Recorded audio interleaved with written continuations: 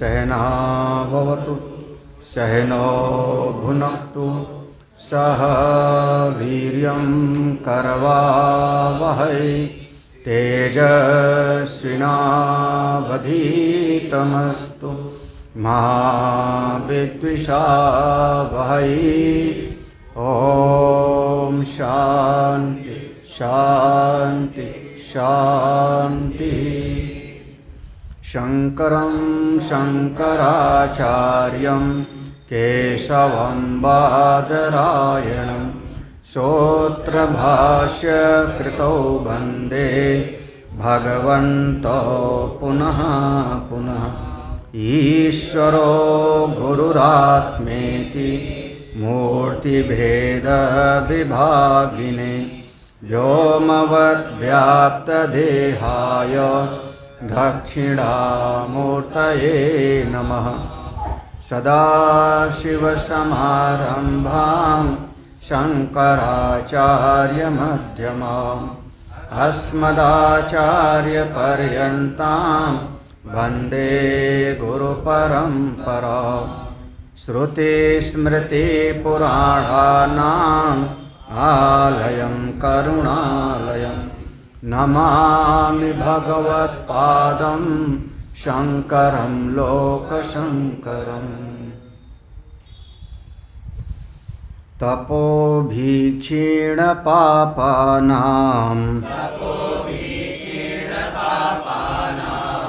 शान्तानां वीतरागिणां मुमुक्षूणामपेक्षोऽयम् आत्मबोधो विधीयते अज्ञानकलुषं जीवम् ज्ञानाभ्यासाद्धिनिर्मलम् कृत्वा ज्ञानं स्वयं नश्येत् जलं कतकरेणुवत् संसारस्वप्नतुल्यो हि रागद्वेषादिसङ्कुलः स्वकाले सत्यवद्भाति प्रबोधे सत्यसद्भवेत् तावत् सत्यं जगद्भाति सुप्तिकारजतं यथा यावन्न ज्ञायते ब्रह्म सर्वाधिष्ठानमद्वयम् सच्चिदात्मन्यनुसूयते नित्ये विष्णौ प्रकल्पिताः व्यक्तयो विविधा सर्वाः हाट के कटकादिवत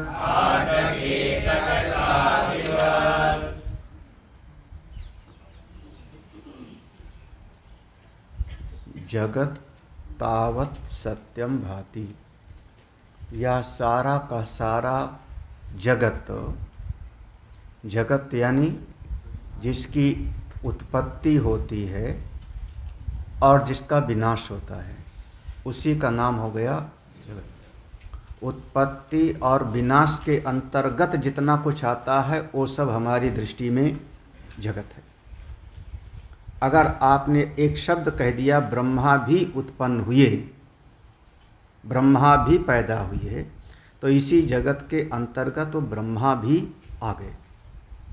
तो जा माने उत्पत्ति, हाँ, तो जिसकी उत्पत्ति जा जायते, जिसकी उत्पत्ति हो रही उसका विनाश भी निश्चित है, जात से ही वो मृत्यु। तो उत्पत्ति और विनाश के अंतर्गत जितना कुछ आ जाता है वो सब हमारी दृष्टि में जगत है। और ये सारा का सारा जगत तभी तक आपको सत्य जैसा दिखाई पड़ता है जब तक अपने अधिष्ठान स्वरूप ब्रह्म को हम नहीं, यावत न ज्ञायते ब्रह्म, जब तक अपने शुद्ध ब्रह्म स्वरूप को नहीं जाना। ब्रह्म कैसा? सर्वा अधिष्ठान। ये सारा जो उत्पत्ति विनाश वाला जगत है इसके अधिष्ठान को नहीं जाना। तो अधिष्ठान को नहीं जानना तो उसके ऊपर जो कल्पित है उसको जान रहे हो। तो या तो अध्यास में जीवन है या तो अधिष्ठान को जाना है। अधिष्ठान को नहीं जानना है तो अध्यास के अंतर्गत जीवन है, भ्रम के अंतर्गत जीवन है, और तब तक संसार की निवृत्ति नहीं होती। वह जो सर्वाधिष्ठान वो ब्रह्म है, कैसा है? देखो, सच्चित आत्मनि, सचित आत्मनि अनुसूयते नित्य विष्णु प्रकल्प। सच्चिदानंद स्वरूप जो आत्मा है, हाँ, अपनी आत्मा आत्मा है, लेकिन कैसी है वह आत्मा? सतचित आत्मा, सतचित आत्मनि, सतचित आत्मनि, जो अपना सत वही परिभाषा लगा लो, अपना तत्वबोध में पढ़ा था भी, हाँ, कालत्रय अपि तिष्ठति स सत चित ज्ञान स्वरूपा। तो जो अपना ऐसा सच्चित स्वरूप आत्मा है उसी में, अच्छा कैसा? नित्य विष्णु, नित्य है, सत्य भी कहा और नित्य। तो यहाँ सत्य माने जो तीनों कालों में एक जैसा रहता है, हमेशा एक जैसा रहता है। नित्य माने जिसमें कोई बदलने वाला भी नहीं होता, कोई प्रवाही नित्य भी नहीं होता, गंगा जी के जल के जैसा, ज्यों का त्यों भरपूर है अपना। वह सर्वव्यापक है। विष्णु मान, विष्णु मतलब यहाँ सर्वव्यापक, विष्णु का अर्थ होता है सर्वव्यापकत्वात्। विष्णु का अर्थ यहाँ भगवान वाला विष्णु नहीं, चतुर्भुज वाला नहीं। नित्य विष्णु, सतचित आत्मनि नित्य विष्णु, उसमें अनुसूयते, ये सारा का सारा जगत उसी में अनुसूत है। जैसे भगवान ने कहा, जैसे माला में एक धागा, सूत्रे मणि गणा, उसी प्रकार से उसी अपनी आत्मा में सारा का सारा जगत, जितना ये नाम रूप वाला जगत उत्पत्ति विनाश वाला है, उसी में अनुसूत है। अनुसूत माने उससे अलग नहीं हो सकता। अनुसूत मैंने कहते हैं जैसे घट में मिट्टी अनुसूत है, व्याप्त है, उससे पृथक नहीं हो सकता। जैसे आभूषण में सोना अनुसूत है, जैसे कुर्ते में धागा कपास अनुसूत है, तो उसी प्रकार से ये सारे जगत में वही एक आत्मा ही अनुसूत है, व्याप्त है। लेकिन जब ज्ञान हो जाएगा, तब जब बोध होगा, तब क्या समझ में आएगा? प्रकल्पिताः। असल में ये उपादान कारण बन करके अनुसूत नहीं है, अपितु ये ब्रह्म की दृष्टि से उसी में कल्पित है, यथा स्वप्न। तो दो समय का दृष्टांत, जब हम कहते हैं समस्त घड़ों में मिट्टी व्याप्त है, तो वह दृष्टांत सोपाधिक का होता है। और जब हम कहते हैं सांप में रस्सी ही है, तो निरुपाधिक का दृष्टांत होता है। तो यहाँ प्रकल्पिता माने सोपाधिक रूप से भी वही है और निरुपाधिक रूप से भी वही है। कैसे है? दृष्टांत देखो, लगभग हर श्लोक में दृष्टांत देते। व्यक्तयो विविधा सर्वा। हाँ, जैसे सुनार की दुकान पर हम गए, सुनार के दुकान पर गए, उसने 50 जो है गहना निकाल के रख दिया सामने, तो व्यक्त है 50 गहने। व्यक्त माने प्रकट है, कोई हाथ में पहनने का है, पाँव में पहनने का है, गले में पहनने का है, नाक में पहनने का है, कान, व्यक्त है ना, सब अलग अलग रूप वाला है, अलग अलग वजन वाला भी होगा, अलग अलग उसकी डिजाइन भी है। विविधा, विविधा माने अलग अलग। ये सब जैसे सुनार के यहाँ गए तो तमाम चीज़ें रख दिया, लेकिन अब जो सुनार दुकान बंद के घर चलता है ना, जब दुकान खोलता है तो कहता है ये पायल है, ये सोने का गहना है, ये ना। लेकिन जब दुकान बंद करके घर चलता है और सारा अपना समेट करके, तो कहता है मेरे झोले में 3 किलो चांदी थी और 200 ग्राम सोना था। अब वो ये नहीं कह रहा कि उसमें पायल थी, कि उसमें एक नाक की पुल्ली थी, कि कान का क्या होता है झलकारा वाला वो नहीं बोलता। बाली भी होता है और झाला भी होता है, और वो लंबा लंबा जो लटकता है झुमका। हाँ, झुमका, गांव के लोग झुमका पहनते हैं। हाँ, तो अब वो क्या बोल रहे स्वामी जी, उसमें 2 किलो मेरे बैग में, बाइक के, उसमें चांदी थी और 150-200 ग्राम सोना था। लेकिन जब दुकान खोला तो क्या बताया अब उसमें, ये लो, ये ले लो, इतने ग्राम का है, इतने ग्राम। तो जैसे अनेक अनेक नाम रूप वाला उस सोने में ही है, बिल्कुल उसी प्रकार से तमाम नाम रूप वाला ब्रह्मांड, चाहे स्वर्गलोक, मर्त्यलोक, सुतल, बेतल, 4 मुख वाला, 6 मुख वाला, हाँ, 2 पाँव वाले, आप 4 पाँव वाले भी, 6 पाँव वाले रोज देखते होंगे, कभी कभी ध्यान नहीं होगा। 6 पाँव वाला देखा है कि नहीं देखा? मकड़ी गिनना। हाँ, भंवरा जो कान के पास आके गुनगुन गुनगुन करता है, गिनना। तो 6 पाँव वाले भी होते हैं, 8 पाँव वाले भी होते हैं, 100 पाँव वाले भी होते हैं, 1000 पाँव वाले होते हैं। बरसात में इतना मोटा लाल लाल कीड़ा रेंगता है, तो कितने पाँव होते, गिनो, हजारों पाँव होते हैं। ये तमाम, इसका मतलब अलग अलग रूप है, अलग अलग नाम है, लेकिन सब उसी एक सच्चिदानंद परमात्मा में ही समझ। हाट के माने स्वर्ण, हाँ, हाट के कटकादिवत। हाट के माने बाजार, हाट माने बाजार। हाँ, तो ठीक है। जैसे आप बाजार गए तो सोना खरीदा, उस सोने में तमाम तरह का नाम रूप था, ऐसे उसी आत्मा में तमाम नाम रूप दिखाई पड़ रहा है, और कुछ नहीं। अच्छा, एक पृथ्वी में, मिट्टी में, एक मिट्टी का ही हजारों रूप बना कि नहीं? ईंट बनाया, दीवाल बनी, घड़ा बनाया, सुराही बनाई, सब क्या है? सब मिट्टी के अलग अलग रूप है ना। हाँ। अरे एक ही चावल के कितने आइटम बनाते हैं घर में? चावल का, एक ही चावल का, हाँ, भात भी बनाया, खिचड़ी भी बनाया, इडली भी बनाया, डोसा भी बनाया, खीर भी बनाया, खिचड़ी भी बनाया, हाँ, और जो फरे भी बनाया, हाँ, फरे, हाँ, तहरी भी बनाई, जो फरा सो झरा, जो भरा सो बुताना, हाँ, फरे भी बनाया। कितने, एक ही चावल से कितना कुछ बना डाला आपने। एक ही बेसन से, बेसन माने चना, बेसन माने चना, चना को पीस दिया तो क्या हो गया? वो कितने आइटम बनाया? तो एक ही चीज से अनेक अनेक नाम रूप प्रकट हो जाता है, ये हमको दुनिया में दिखता है। ऐसे उस परमात्मा में सच्चिदानंद परमात्मा एक ही है, उसी में तमाम नाम रूप प्रकट हो गए हैं। बस हाट के कटकादि। फिर से इसी बात को अलग दृष्टांत से कहते हैं। यथा काशो ऋषिकेशो नानोपाधिगतो विभु तद्भेदाद् भिन्नवद्भाति तन्नाशेषति केवलः।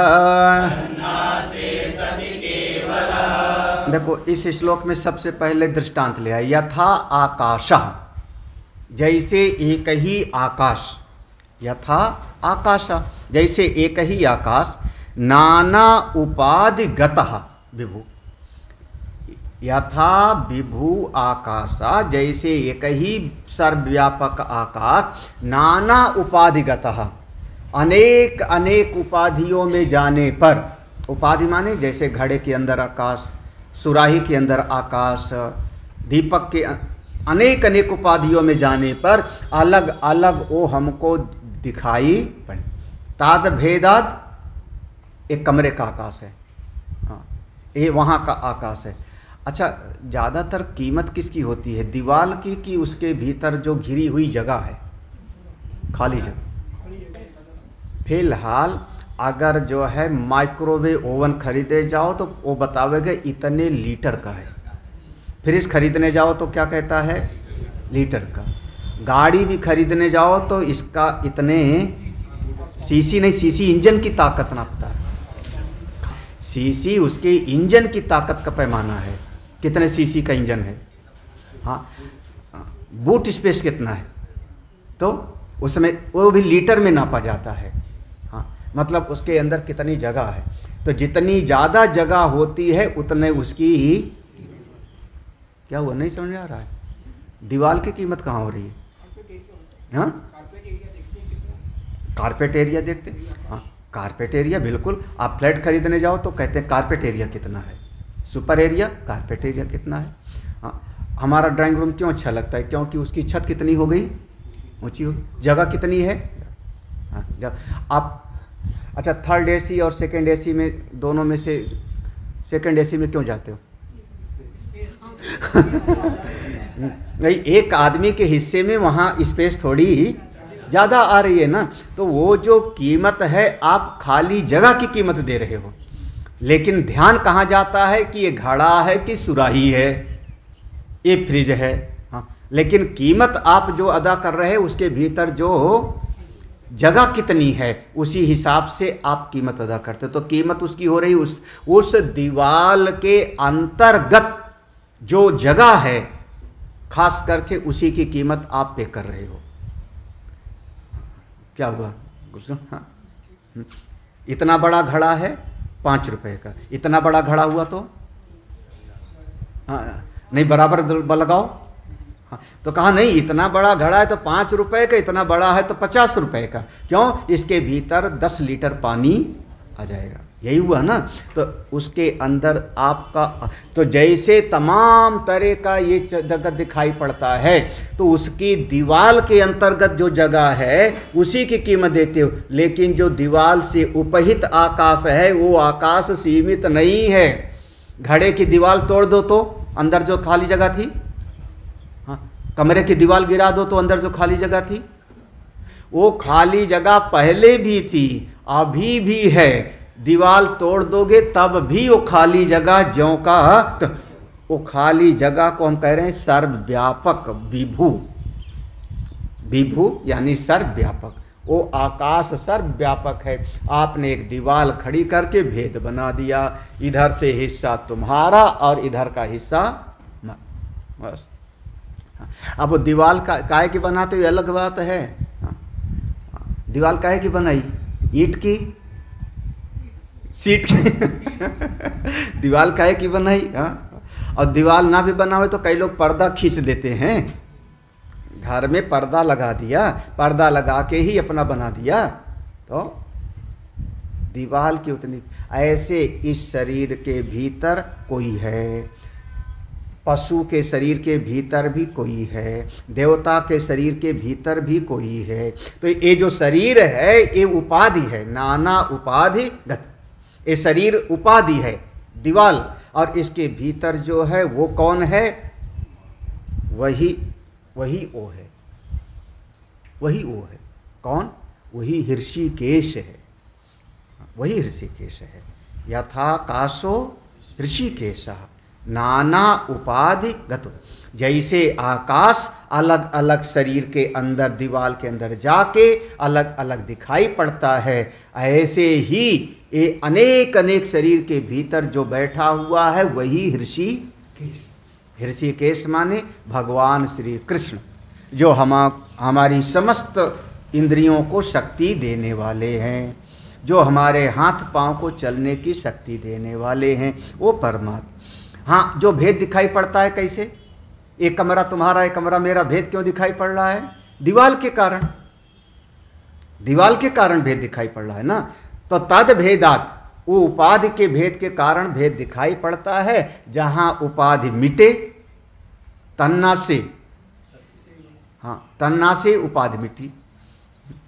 ये रसोई है, ये बाथरूम है, ये बैठक है ड्राइंग रूम, ये किचन है, अलग अलग भेद बन गया घर में। और एक दिन सारी दीवार को गिरा दो, अब क्या बचा? हाल भी कहाँ बचा? हाल की दीवार तो गिरा दिया हमने, दीवार ही गिरा दिया, सारी दीवार ना। अब क्या बचा? अब बाथरूम, किचन, ड्राइंग रूम, बस तन ना से केवल आपके पास खाली जगह बचा। हाँ, आप कह दो प्लाट बचा आप यही कहोगे महाराज प्लाट को ठीक कर दिया। कई लोग ऐसे बिल्डर्स लोग पूरा गिरा देते हैं, पूरा गिरा करके और फिर नया बनाते हैं। तो क्या हुआ? वो जो खाली जगह, भेद किससे दिखाई पड़ रहा था? दीवाल के कारण, दीवाल के कारण। दीवाल हटाया, तद भेदात भिन्नवत भात तन्ना से सत्केवल। जहाँ पर कौन? उपाधियों का भेद मिटा, केवल तत्व ही बचा, ऋषिकेश बचा। असल में एक ही ब्रह्म तत्व है, एक ही आत्मा है। अगला श्लोक तो नानोपाधिवसादेव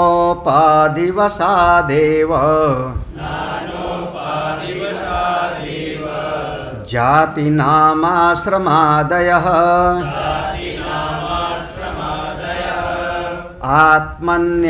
आत्मन्यारोपितास्तो ये रसवर्णादि भेदवत्।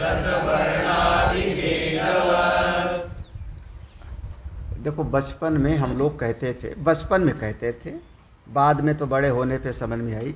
बचपन में कहते थे सबका खून एक है, ऐसे कहते थे सबका खून एक ही जैसा है, हमारा भी तुम्हारा भी, सबका खून एक जैसे है।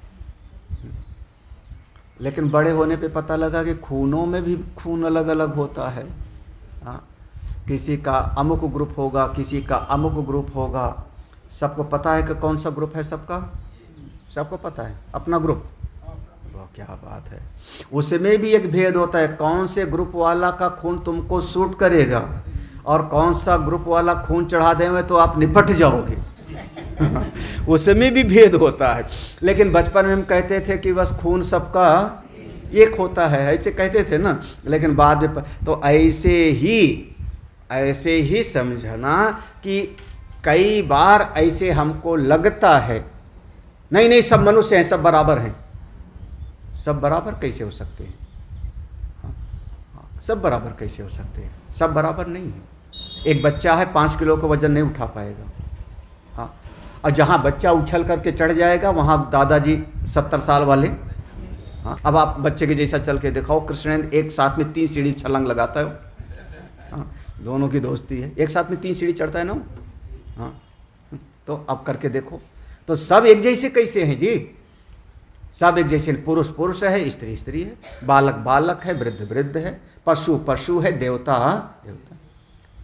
ये जो भेद दिखाई पड़ रहा है ना, ये भेद क्यों दिखाई पड़ रहा है? नाना उपाधि वशात। नाना उपाधि, सबकी उपाधि अलग अलग। उपाधि माने उपमाने समीप, समीप आकर के जो अपना रंग हमको चढ़ा देवे उसी का नाम होता है उपाधि। हम आत्मा लोग कई बार नया नया कपड़ा आता है कलर करके, क्योंकि कपड़ा तो सफ़ेद होता है कपास, और रंग करके आया धोबी के यहाँ से, और कभी उसको पहन करके नया नया पहन करके बाहर निकल गए और बरसात हो गई कैसा लगता है फिर? बनियान, आप बनियान पहनो, मेरे तो बनियान ही नहीं है। हाँ, तो क्या रंगेगा फिर? क्यों रंग गया शरीर? तो पास आके, कपड़ा पास आकर के अपना रंग इसने हम पर चढ़ा दिया। तो ये वस्त्र को हमने कह दिया उपाधि, ये उपाधि है। तो नाना उपाधि, जैसे शरीर उपाधि बन गई तो शरीर का स्वभाव जन्म मृत्यु आपने अपनी आत्मा पर मान लिया। उपाधि माने जो पास आकर के अपना प्रभाव हम पर डाल देवे, उसको हम कहते हैं उपाधि। तो अनेक तरह की उपाधियां, ब्रह्मा की भी, देवताओं की भी, मनुष्यों की भी, दैत्यों की भी, ये उपाधि के कारण वो आत्मा अलग अलग लगने लगता है। नाना उपाधि वसाद एव। हाँ, अच्छा, अब ऐसे समझ लो। एक बात बताना, बिजली क्या करती है? ये हमारे गुरुदेव का बहुत बड़ी दृष्टांत था। एक ही काम बताना, बिजली हवा देती है कि बिजली प्रकाश देती है? बिजली गर्म करती है कि बिजली ठंडा करती है?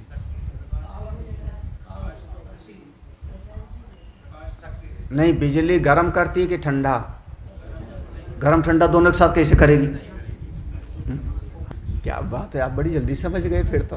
हाँ, बिजली एक शक्ति है, उसके साथ जैसे मशीन लगा दिया वैसे वो काम करने लगे, यही ना? पक्का? हाँ, लाल बल्ब लगा दिया तो लाल प्रकाश, नीला लगा दिया तो प्रकाश नीला, बिजली ज्यों का त्यों। वैसे आत्मा ज्यों का त्यों है, उस पर जैसी उपाधि लगा दिया वैसे काम करता है। ब्रह्मा की उपाधि लगा दिया तो ब्रह्मा सृष्टि बनावेगा, देवता की उपाधि लगा दिया, इंद्र की उपाधि लगा दिया तो अकड़ू हो जाएगा इंद्र। गोवर्धन पूजा में यही था ना, इंद्र अभिमानी हो गया था, यही हो गया ना, उसके अभिमान को चूर किया गया। अमुक की उपाधि लगा दिया, पशु की उपाधि लगा दिया तो पशु बन गया। कौन? उपाधि माने शरीर। ये अनेक अनेक उपाधियां लग गई। अब उसके साथ आप मानने क्या लगे हो? फिर मानते क्या हो महाराज? जाति पर। अच्छा, तुरंत कहते हो ये पंखा चल नहीं रहा, ये पंखा चल नहीं रहा। दूसरा कोई कहेगा पहले देख तो लो बिजली है कि गई। तो कई बार आप लोग छत पे चढ़ के मोहल्ले में देखोगे, किया होगा, मैंने किया है, किया कि नहीं विनोद?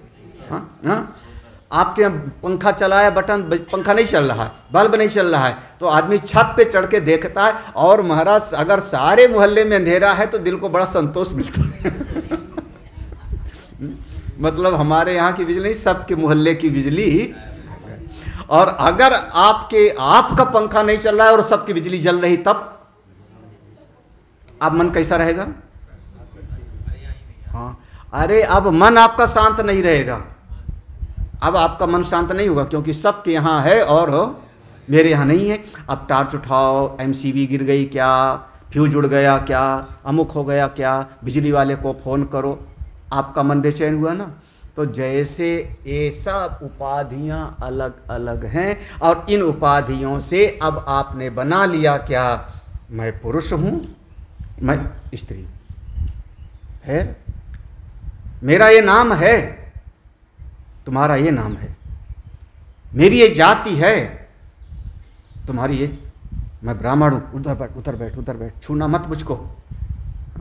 और सामने वाला कहेगा महाराज अन्न ही चढ़ आई अन्न ही चढ़ जाई। एक गांव में जमींदार के यहाँ पर जो काम करने वाला होता है, अनाज खेत में काम करने वाला, जो बहुत जिसको अछूत बोलते थे, परिश्रम वही करता था ज़्यादा। वो कहता है अन्न ही चढ़ आई, मतलब जमींदार यहाँ के यहाँ काम करता हूँ तो अनाज भरा रहता है, जब चलता हूँ तो किस पर पाँव पड़ता है हमारा? अन्न ही चढ़ आई अन्न ही चढ़ जाई, ऐसे है मुँह में। हाँ, लेकिन अपना खाने का ठिकाना तो ऐसा महाराज ऐसे है। उपाधि, जाति, जाति नाम, और तीसरा शब्द था जाति नाम। जाति माने ये पशु है, ये मनुष्य है, ये जाति है। जाति माने जो हमको अलग अलग करके बतावे। नाम, अलग अलग नाम, आश्रम, ये ब्रह्मचारी है, ये गृहस्थ है, वानप्रस्थी, ये सब भेद किसके हैं? उपाधि के। आत्मा की नहीं हैं। आत्मा तो ज्यों का त्यों विद्युत के जैसे, बिजली के जैसा है, और इस शरीर की उपाधि जैसे लगती गई वैसे काम करते गए। क्या बढ़िया, कितना आसान सा है। आत्मनि आरोपिता, ये सब अपनी आत्मा पे आरोपित है। मैंने देखा, तुमने नहीं देखा। तुमने देखा कि आंख ने, लेकिन बोला क्या? बोला तो आपने यही ना, मैंने देखा। ये आपका वक्तव्य गलत है, ये आपने भ्रम भेजी। आपने कहाँ देखा? देखने वाला, अच्छा आपकी आंख पर पट्टी बांध दे फिर कह दे देखो आपके सामने ही, तब क्या करोगे फिर? अब कैसे देखोगे? अब आपको दिखाई नहीं पड़ेगा। तो देखने का काम किया आँख ने, सुनने का काम किया कान ने, चलने का काम किया पाँव ने, लेकिन आपने लाद दिया किस पर? मैं पर। मैंने देखा, मैंने सुना, मैं गया था, मैंने, तो इसी का नाम है आत्मनि आरोपिता।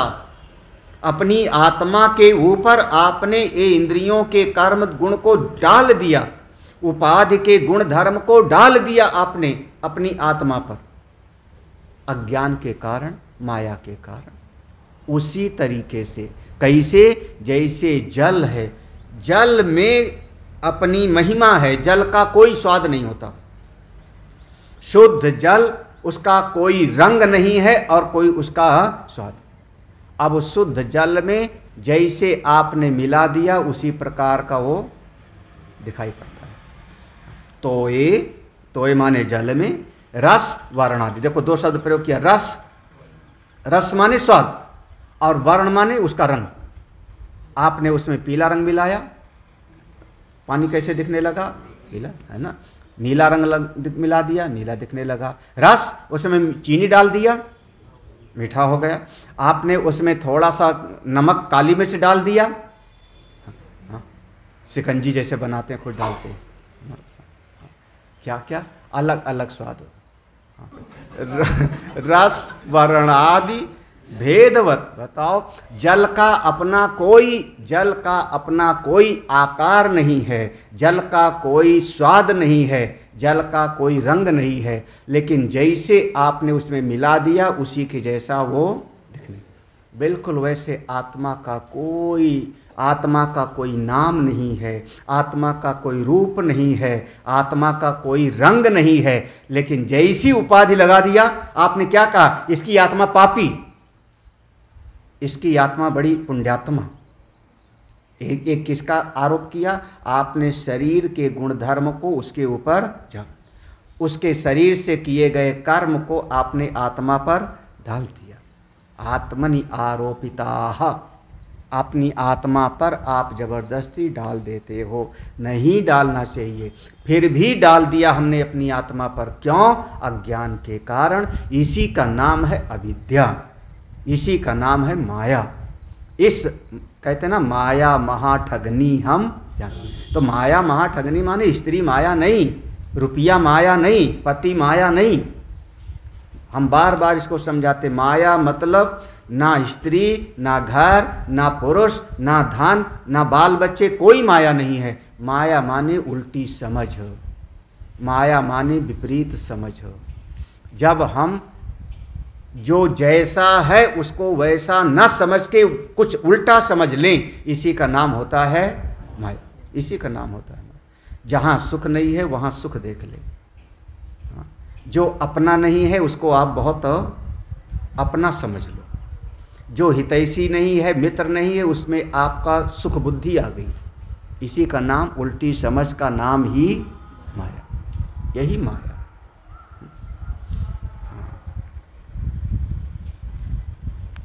मंथरा हितैषी है कैकेयी की ना,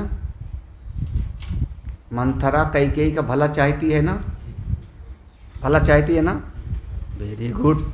इसी का नाम है माया, इसी का नाम है माया। क्यों? अभी ठीक से समझा ही नहीं। जिस समय विवाह हुआ था, कैकेयी देश के अश्वपति की कन्या है, रूपमालिनी नाम था कैकेयी का। तीसरा विवाह था, पहला विवाह कौशल्या का, दूसरा सुमित्रा, तीसरी कैकेयी थी। आप लोग बीच में बोल देते हो मछली, कौशल्या कैकेयी सुमित्रा ऐसे बोल, जबकि कैकेयी सबसे बाद में विवाह हुआ था, और उस समय उसके भाई, कैकेयी का भाई बहुत बृहस्पति से नीति शास्त्र पढ़ के आया था। वो तैयार नहीं था, नहीं दशरथ की 2 पत्नी पहले से है, हम नहीं करेंगे विवाह अपनी बहन का विवाह नहीं करेंगे, आयु ज़्यादा है। लेकिन जब बहुत बात चली तब उसने शर्त रखी थी, मेरी बहन से अगर पैदा हुआ बच्चा राजगद्दी का स्वामी हो तभी हम करेंगे, और ये शर्त स्वीकार कर ली गई थी। कैकेयी से पैदा हुआ बालक ही राजगद्दी का, क्योंकि उस समय कौशल्या की आयु ज़्यादा हो गई थी। अब कौन बच्चा होगा कौशल्या से, संभावना थी नहीं कि होना होता तो हो जाता। सुमित्रा से एक संतान हुई थी कन्या, उसका नाम था शांता, वो गोद चली गई थी, और दूसरी कोई संतान नहीं हुई। तब कैकेयी का जो है विवाह हो गया। जब कैकेयी का विवाह हुआ इस घटना से, तो विवाह के समय ही वो भाई ने अपना एक जासूस साथ में भेजा। पुराने ज़माने में दास दासियाँ दहेज में दी जाती थी, घोड़ा हाथी धन संपत्ति दहेज में दिया जाता था, तो दास दासियाँ भी जाते थे। तो वो भाई ने दासी के रूप में मंथरा को अपना जासूस बना के भेजा था। तो वो है यहाँ पर, सेवा कर रही यहाँ पे, और निष्ठा कहाँ पर है उसकी? जासूस मतलब क्या? वो आपके पास रहता है, सेवा आपकी करता है, निष्ठा उसकी कहीं। जासूस माने यही होगा ना, वो तो आपका सारा मैसेज दे रहा है, आपकी सूचना दे रहा है ना। यही तो जासूसी का काम तो यही ना, कि वो आपका अपना बन के रहता है, लेकिन करता किसी और के लिए है। तो कैकेयी तो किसी और की है, तो कैकेयी की हितैषी कहाँ से हो गई? मैं इतने कहना चाह रहा हूँ। हाँ, आप बताओ। तो हमने शब्द प्रयोग किया था मंथरा कैकेयी की हितैषी है क्या? आपने कहा था कैकेयी का भला चाहती है। हमारी निष्ठा का, हमारा विचार कहाँ है? कैकेयी का भला नहीं चाहती, बल्कि मंथरा की निष्ठा अपने वहीं कहीं और है। तो अभी मैं सरस्वती वाला नहीं लाया प्रसंग कि उसकी बुद्धि को किसने फेला। तो जो हितैषी है उसमें शत्रु बुद्धि, और जो शत्रु है उसमें मित्र बुद्धि। इसका नाम हो गया माया। इसका नाम है। इस माया के कारण, अज्ञान के कारण जीव फिर अनेक अनेक उपाधियों के धर्म को आत्मा पर डाल देता है। बस यही है, और उसके बाद फिर जीवन दुखमय हो जाता है, और उसी का जीवन दुखमय होता है, दूसरे का नहीं। हाँ, उसी का जीवन दुखमय हो जाता है। यहाँ पर एक प्रसंग पूरा हो गया। अब इसके बाद क्रम से जो मूल सिद्धांत थे यहाँ तक देखो, इतने आए मूल सिद्धांत। इसके बाद अब क्रम बदलता है। अब 3 शरीर विचार कैसे करें? जैसे कहा था आत्मबोधो विधीयते, आत्मबोध का ज्ञान दें, तो आत्मा का ज्ञान कैसे होगा? तो उसके लिए अब उपाय है कि 3 शरीर होता है, 3 शरीर को ठीक ठीक समझो, और तीनों शरीर से परे, तीनों शरीर को शक्ति देने वाला आत्मा है, ऐसा अनुभव करो। कौन कौन से 3 शरीर पढ़ो? स्थूल शरीर, सूक्ष्म शरीर और कारण। शरीर कहते हैं शीर्यते इति शरीरम। शीर्यते, जो लगातार बदलता रहता है उसी का नाम होता है शरीर। क्षीण होता है, बदलता रहता है। कई सारे अर्थ हैं इसके, बहुत सारे अर्थ हैं, उसी का नाम होता है शरीर। पंचीकृत महाभूत संभवं कर्म संचितम् शरीरं सुख दुःखानां भोगायतनमुच्यते। देखो, एक चीज तो ये समझो कि ये जो शरीर है, ये जो शरीर जिसको हम पकड़ सकते हैं, छू सकते हैं, तलवार से काट सकते हैं, ये शरीर स्थूल महाभूत, पंचीकृत महाभूत, मिले हुए 5 महाभूतों के मिश्रण से बना है। अब इस शरीर में पृथ्वी का भी हिस्सा है, इसमें जल का भी हिस्सा है। हाँ, इसका शरीर का, इसमें इसको जला दो तो राख जितनी बची वो है इसके शरीर के अंदर हाँ, जितनी राख बची वो पृथ्वी का हिस्सा है। कितनी बचती होगी राख? लुटिया में। हाँ, एक लुटिया में हरिद्वार आते हैं फिर। हाँ, अब भैया पहले हरिद्वार आके रह लो, नहीं तो लुटिया में आना पड़ेगा। हाँ, है ना। और लुटिया भी उधर रखो फिर। हाँ, कोई छूना पसंद है, कैसे आओगे? लुटिया में आओगे कि सीधे आओगे? अब आई गए हो तो क्या करना। आई गए तो ये शरीर, इसका जो जलाने पर वजन बचा राख, वो है पृथ्वी का। इस शरीर में जल का हिस्सा है। अगर जल का हिस्सा ना हो तो ये मांसपेशियों में नमी नहीं होगी, अकड़ जाएगा। जल का हिस्सा ना हो, ब्लड सर्कुलेशन नहीं होगा। कितना प्रतिशत जल है बताओ? 70। इसका मतलब अगर आप 100 kg के हो तो 70-75 किलो आपके शरीर में, यही मतलब हुआ ना। अगर आपने कहा 70-75% जल, अगर 100 किलो है तो आपके शरीर में पानी कितना हो गया? सर वो जब डायलिसिस करते हैं तो कहते हैं कि जरा इसमें रखना 60 वजन रखना है। अब वो जाने, भगवान न करे किसी को कराना पड़े डायलिसिस। डायलिसिस माने किडनी जो काम नहीं कर पा रही उसको बाहर की मशीन करती है, बस इतना है। यहाँ पर निडिल लगाई, सारा खून ले गए निकाल के, वहाँ साफ कराया, साफ करके मशीन से फिर शरीर में डाला। शरीर का जो ऑटोमेटिक सिस्टम है वो गड़बड़ है। किडनी साफ नहीं कर पा रही, आपका काम नहीं कर रही। क्यों नहीं कर रही है? क्योंकि न जाने कितना आपने शरीर के अंदर, लीवर के अंदर किडनी को न जाने कितना सताया है, सिगरेट पी करके, हाँ, ज़्यादा नमक खा करके, पकौड़े खूब खाए होंगे, तेल घी खूब खाया होगा, तो आपने किडनी को सताया है, तो किडनी ने काम करना कर दिया बंद। एंटीबायोटिक खा करके ज़बरदस्ती, जब मर्जी आया, जरा सा दर्द हुआ पेन किलर खाओ, हाँ फटाफट, हाँ दर्द हुआ पेन किलर खाओ। तो आपने किसको, वो पेन किलर गया आपके पेट के अंदर, वो पेट के अंदर जा करके घुलेगा, जब घुलेगा तो फिर ब्लड में जाके मिलेगा उसका तत्व, वो फिर ब्लड से आपका पेन का पूरा शरीर में गया, आपको दर्द का महसूस नहीं होगा। लेकिन वो ब्लड का साफ करने का काम किसका? किडनी का। डैमेज किसको कर रहा है अब जाके उसने? किडनी को। समस्याएं हैं ना। तो अब जल का हिस्सा ज़्यादा है, इसीलिए पानी दिन भर पीते रहना पड़ता है।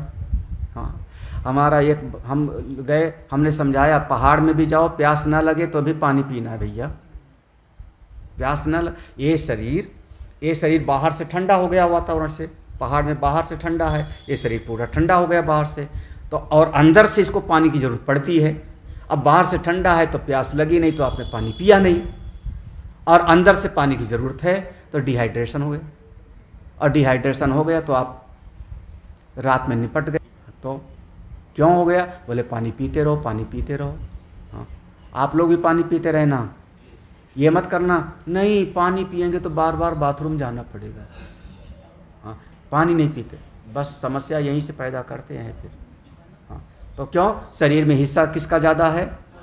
पानी का, है ना। अब देखो, अच्छा वायु का हिस्सा है कि नहीं शरीर में? हवा है शरीर में? अच्छा रोक, अब हमने आना जाना बंद कर दिया, अब भीतर रुके है हवा कि नहीं? हाँ, शरीर के किस अंग में हवा नहीं है? हाँ, जहाँ नहीं होगा वो लुंज हो जाएगा। और रोया जो आपका खड़ा हो गया, रोमांच हुआ, किसके कारण? जब रोए, आपका कोई ऐसी घटना हुई, रोए जब सब रोमांच हो गया, किसके कारण हुआ वो? महाराज शरीर के एक आप इतना समझना, हमारे महात्मा लोग कुंभ वगैरह में, नागा बाबा देखे हो ना सब? हाँ, प्रयाग में भी देखना, प्रयाग में ठंडी का महीना होता है, बिल्कुल ठंडी सर्दी, दिसंबर जनवरी में, माघ का महीना, और बिल्कुल बिना कपड़े के वो जाएंगे नहाने को। हम लोगों के साथ भी नागा बाबा रहेंगे। हाँ, वो आगे नागा ही चलेंगे। हाँ, हम लोग तो महाराज वो ऊपर बैठ जाओ आप बस केवल। हाँ, तो वो नागा लोग सर्दी में कैसे, तो खूब भभूत लगाएंगे शरीर में, भभूत लगा लेंगे। जब भभूत लगा लेंगे तो ये जितना रोए हैं ना, इसके छेद वहाँ भभूत से बंद हो जाएगा, बंद हो जाएगा तो ठंडी महसूस नहीं हो, सीधी सी बात है। तो आपका रोए से हवा अंदर जा रही है। हाँ, आप क्या समझ रहे हो? शरीर में वायु भी चाहिए, और शरीर में गर्मी है कि नहीं, तेज अग्नि नहीं है? ना हो तो बताओ, हम अभी दिला देते हैं।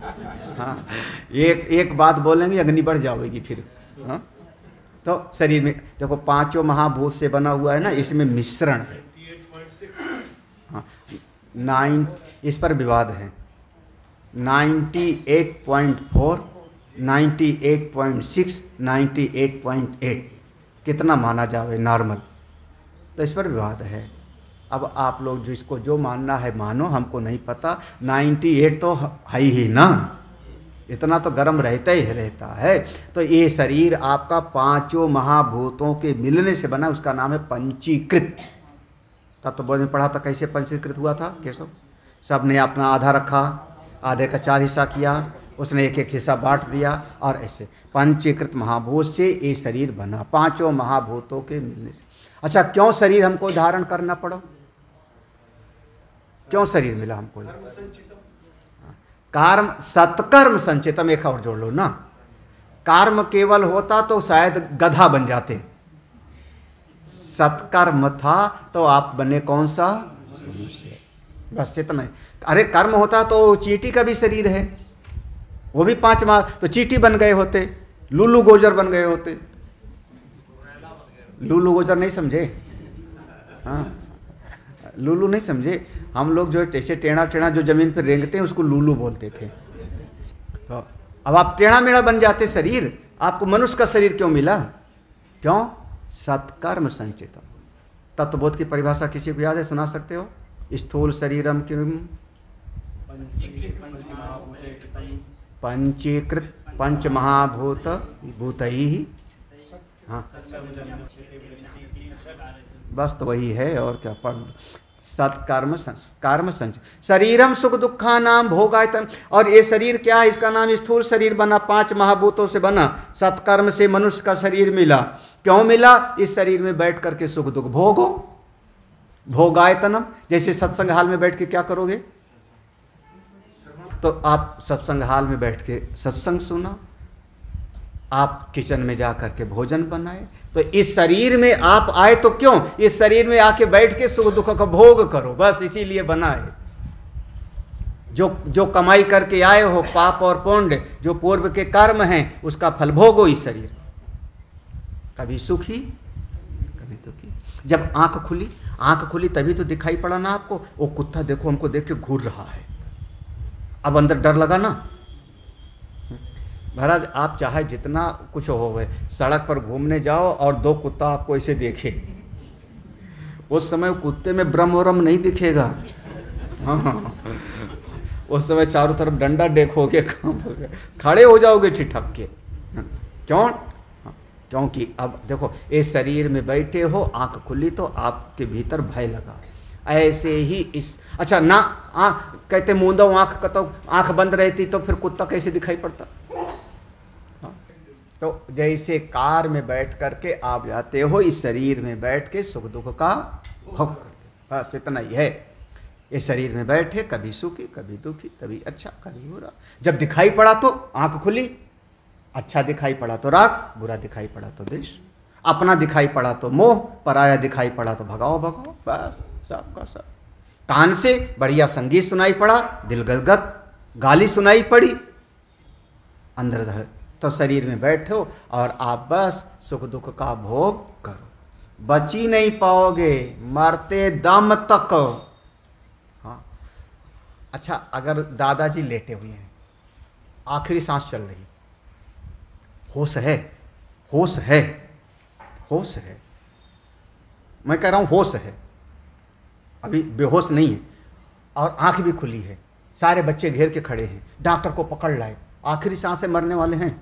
अब उस समय डॉक्टर ने इंजेक्शन लगाए, निकाला बड़ा सा, और उसका जो है वो ऊपर का बबल निकाला, तो वो जो मरने वाला है वो इंजेक्शन देख के डरेगा कि नहीं? हाँ, मैंने कहा था होश में है, बेहोश नहीं। क्यों नहीं लगेगा? अरे महाराज, मरते दम तक डर लगता है, मरते दम तक राग द्वेष बना रहता है। हाँ, ये जो चाह है, इच्छा, चाह, इच्छा, ये हमेशा इसके गर्भ में आनंद रहता है, सुख रहता है। इच्छा के गर्भ में आनंद है। उसको लगता है कि वहाँ से हमको आनंद मिलेगा, तो वहाँ जाने की इच्छा पैदा हो जाती है। कोई इच्छा करके बताओ जिसके गर्भ में आनंद ना हो। XYZ कोई भी एक इच्छा के गर्भ में भी ही आनंद है।